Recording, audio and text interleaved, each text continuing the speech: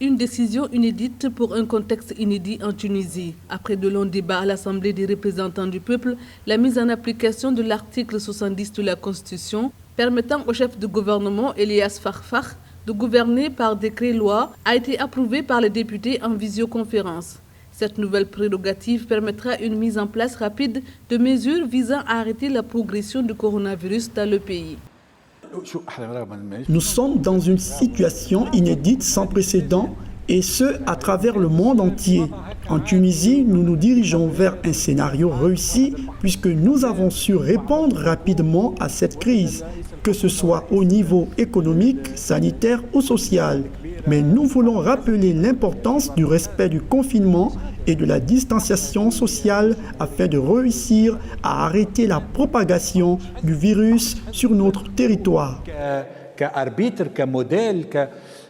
Cette prérogative stipule que l'Assemblée des représentants du peuple peut, à la majorité des 3/5 de ses membres en vertu d'une loi et pour un motif déterminé, déléguer au chef de gouvernement qui ne dépasse pas les 2 mois le pouvoir de prendre des décrets-lois, lesquels seront soumis à l'approbation de l'Assemblée à la fin de la période. Une prérogative votée avec 178 voix pour, 17 voix contre et 2 abstentions.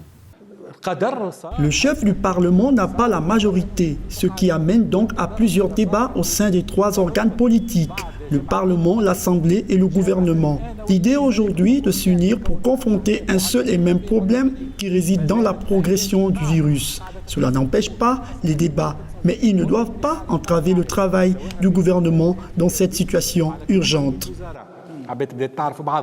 Depuis le début de cette crise sanitaire, le débat entre législatif et exécutif s'est accentué.